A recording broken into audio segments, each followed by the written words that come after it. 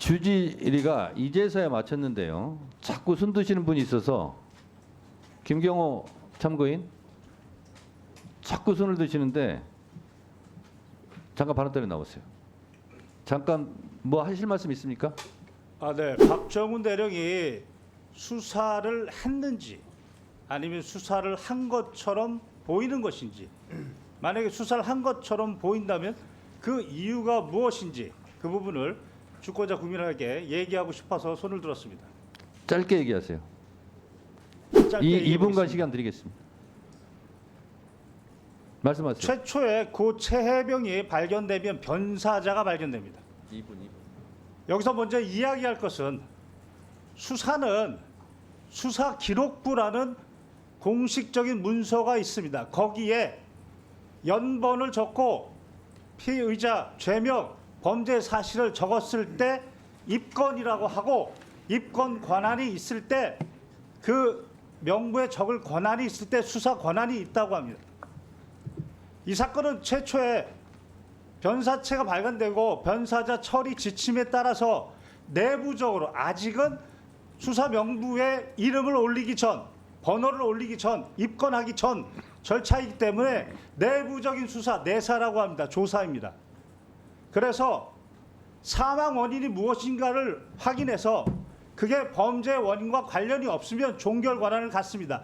그때는 국방부 장관이 결재권도 갖고 보류권도 갖고 여러 가지 권한을 갖습니다. 그러나 사망 원인이 범죄 원인과 관련이 되면 개정된 군사보험법 2조에 따라, 그리고 그 대통령령인 법원이 재판권을 가지는 군인 등의 범죄 등에 관한 수사 절차 규정 제7조 이첩 시기 지체 없이, 바로 지체 없이 1000페이지에 달한 진술서, 진술조서, 그리고 사진 카톡을 경북청에 보내면 되는 거였습니다.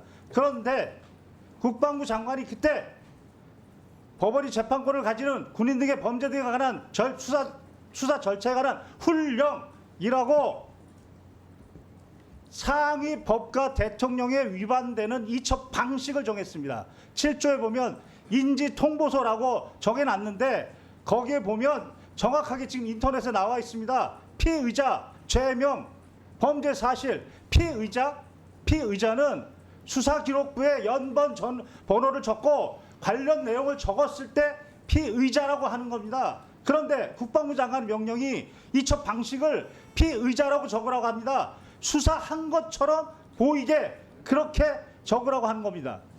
수사기록부에 적는 권한은 바로 경북경찰청에 있습니다. 따라서 국방부 장관의 훈령이 잘못됐기 때문에 박정훈 대령이 수사한 것처럼 보인 겁니다. 그래서 국방부 장관의 명령에 따라 8명을 적었는데 그것에 대해서 이첩을 보류하라고 했습니다. 그 부분은 지금 지시했다고 본인이 인정하고 있는데 개정된 군사보험법 2조와 대통령의 명령은 지체 없이입니다. 이첩을 보류시키고 회수하고 이첩을 보류하고 재검토하고 재이첩하고 모두 지체 없이에 반한 직무 수행에 있어서 반드시 따라야 될 기준을 위반한 직권남용입니다. 이 부분을 이야기하고 싶었습니다. 네. 이상입니다. 수고하셨습니다.